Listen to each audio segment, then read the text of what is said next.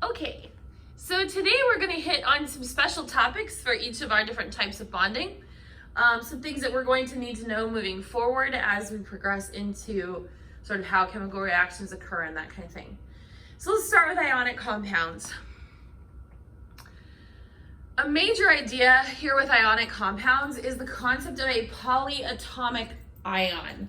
Poly is a root word meaning many atoms, and then an ion is something with a charge. So a polyatomic ion is actually a group of atoms, such as this NO3 down here, that have extra electrons or that are missing some electrons that result in the group as a whole having a charge. Okay? So it is a collective group of atoms that has an overall charge, and it acts as a group. So we can treat the polyatomic ion much like we would treat any other cation or anion. So this particular one is an anion because it has a negative charge. So it could bond with any metal cation to form an ionic compound. Okay, so the thing that's to note here that's kind of interesting though, polyatomic ions themselves, because it's all nonmetals, this is all covalently bonded. Okay, so everything inside the polyatomic ion is covalently bonded. However, due to the charge on the outside, as a group, this is going to go off and form an ionic bond. So you can actually have covalent bonds and ionic bonds in a compound if a polyatomic ion is present. Polyatomic ions will have covalent bonds within them. Let's talk covalent bonding. This is a big topic, okay? This is kind of a big topic. Let's talk about intermolecular forces. So everything that we have talked about thus far is an intramolecular force. In other words, inside the molecule. Ionic bonding, chemical bonding, metallic bonding, those are all intramolecular forces. But what holds molecules of a specific covalent compound to each other? Okay, we know that an ionic compound is all held together by the ionic bonds that form that giant crystal lattice. So here's the thing though. Covalent compounds, because they can exist as individual molecules, really should all be gases at room temperature if there were no forces holding the molecules together. But the thing is, there are forces that hold the molecules together. They are not as strong as a bond, they are weak, but they are significant and they do contribute to the way that things behave. We're going to start with the strongest of these, and you are going to find that this actually is the one that controls the behavior of a great number of substances, and that is called hydrogen bonding.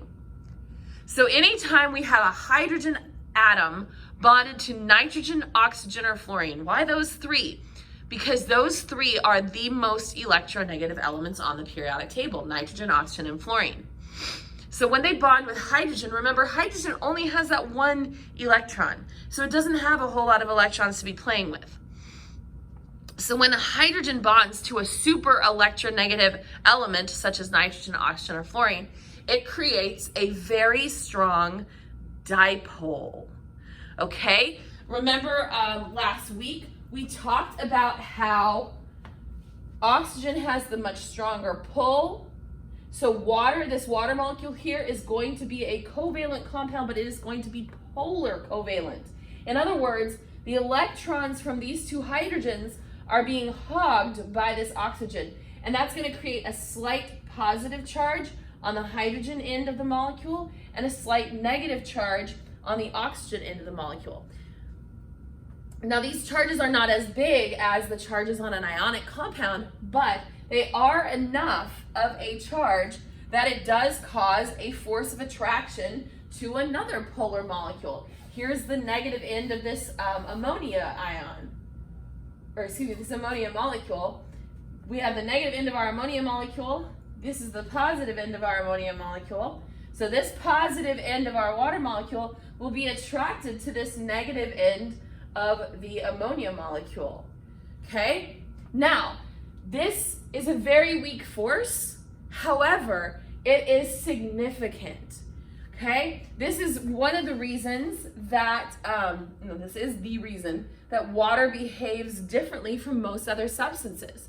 Water actually expands when it freezes instead of contracts. All other substances, for the most part, contract when they freeze. Water does not, it expands. And the reason it expands is because of the hydrogen bonding. Our molecules, when they have enough energy moving past one another, they sort of are able to get closer. But as they lose that energy, those hydrogen bonding sort of freezes our water into a crystalline structure that actually spaces the molecules out. Okay? So hydrogen bonding is very significant intermolecular force, certainly not as strong as any of our bonds that we talked about before, but the reason they call it hydrogen bonding is because it is the closest thing to a chemical bond that we have in terms of an intermolecular force. Okay? This is definitely the strongest of our intermolecular forces. Now, there is a similar one where we still have a polar molecule. It's just a polar molecule that's not as polar. So in other words, not nitrogen, oxygen, or fluorine, not our most electronegative elements, but remember that in our covalent compounds, we can still have a polar molecule even if it doesn't involve nitrogen, oxygen, or fluorine. So that is still going to create those dipoles. And so that creates a second type of intermolecular force called dipole-dipole. This is where we have chlorine, for example, here, not nearly as electronegative as fluorine, nitrogen, or oxygen, but when it bonds and creates this polar molecule, we get a slight negative and a slight positive end, and there are forces of attraction that are going to hold those together because of that slight positive and that slight negative. The difference between dipole-dipole and hydrogen bonding is the level to which the dipole exists. These are smaller dipoles. That slight negative is not nearly as strong as the slight negative in a hydrogen bonding situation because we don't have as great of an electronegativity difference. But because there is still an electronegativity difference between the two atoms in the molecule, we are going to have some attraction between those molecules. Now, what about our nonpolar molecules? A great number of these are gases at room temperature. However, we can make things like liquid nitrogen. We can force at very low temperatures some of our nonpolar substances into liquid form. And the only way that that is possible is if there are forces of attraction that hold those molecules together. We know them to be extremely weak because we have to lower the temperature so much in order to get a compound like nitrogen, N2, to go to the liquid form. But there has to be some force of attraction there. So the weakest of our intermolecular forces is going to be the London forces, sometimes called London dispersion forces. And this is created by the constant motion of electrons. And it creates what is called an instant dipole.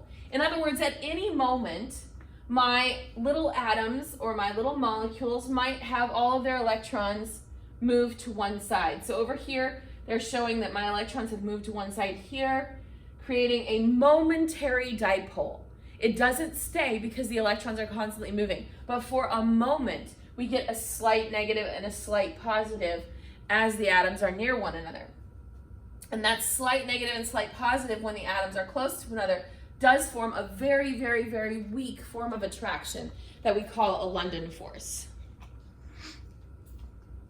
So this is a really great animation of how that works, so you can kind of see how that movement of electrons really does affect that momentary dipole. In any atom, the random motion of electrons around the nucleus can create a positive pole in one part of the atom and a negative pole in another part.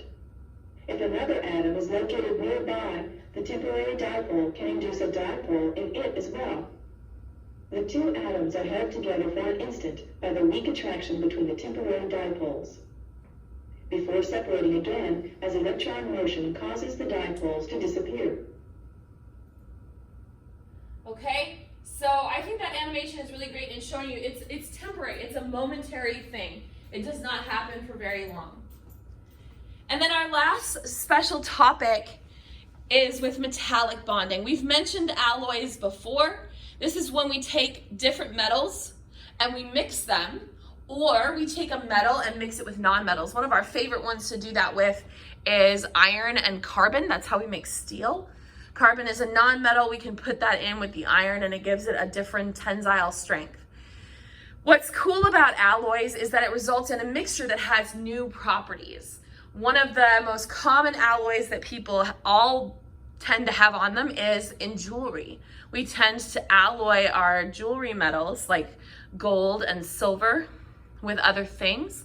Gold by itself is too soft to use as jewelry because it will dent, it will break, because of how soft the metal gold is. So we alloy it with other things like copper to add some strength to it.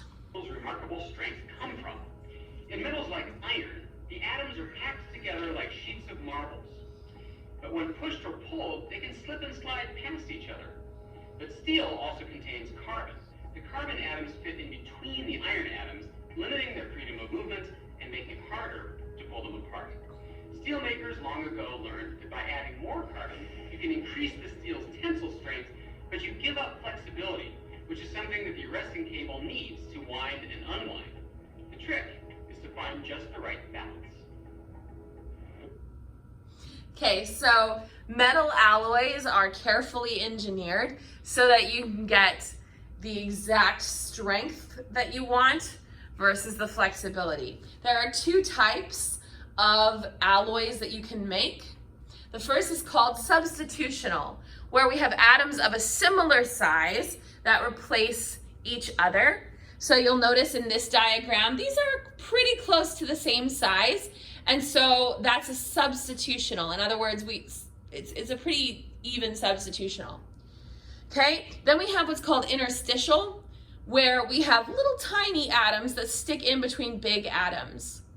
Okay, now it is completely possible for an alloy to have both types. Okay, an alloy does not necessarily only have two metals in it. We could have 3 or 4 or however many we need to make the metal into what we want it to be. And so if we have multiple metals that we are alloying, we can have both interstitial and substitutional alloys at the same time. Okay, so this is just a picture of sort of the atomic radii of each of the different atoms. You may want to take a screenshot of this so that you have it to use for your homework assignment where you're going to be identifying interstitial and substitutional alloys. This just kind of gives you an idea of how big each of these are. Okay, their radius number is this number on here. Okay, so the number you have here is their radius number. It's in picometers. Okay, now on your little arrow, I want you to write down this sort of summary of what we've talked about. We have different forces available. Intramolecular forces are our chemical bonds, ionic, covalent, metallic. And then intermolecular forces are the forces between covalent molecules that hold the molecules together. And from weakest to strongest, we go London, which is only in nonpolar substances. Dipole-dipole, which we find in polar. Hydrogen bonding, where it has to be polar, where we have hydrogen bonded to nitrogen, oxygen, or fluorine. The next strongest force of attraction is our first chemical bond. That's metallic bonding, followed by covalent bonding, and then the strongest of our forces is, of course, ionic bonds. All right, so those are our special topics. You will need these notes to complete the homework assignment for this evening. One thing I want to make sure you understand when it comes to intermolecular forces, the stronger these forces are, the more effect they're going to have on things like melting and boiling points. Okay, so hydrogen bonding, the strongest of our intermolecular forces, that is going to keep things from being in the gas phase. For example, water is a very small molecule. If we were looking just at its weight, it should be a gas at room temperature, but it's not. And the reason it's not is because of hydrogen bonding. Okay, so typically the only things that are a liquid or even a solid at room temperature are larger molecules when we're talking about covalent compounds, because the larger molecules have too much weight to be in the liquid or gas phase at room temperature. But because of these intermolecular forces, we can actually have substances that would normally, because of their weight, be in the gas phase, but they will actually be in the liquid or the solid phase instead. Okay, so things that exhibit hydrogen bonding are going to have higher melting and boiling points than things that have dipole-dipole forces, and those are going to have higher melting and boiling points than things that have London dispersion forces. Okay, so your substances exhibiting London dispersion forces are typically going to be gases at room temperature because they have such a weak force holding them to one another.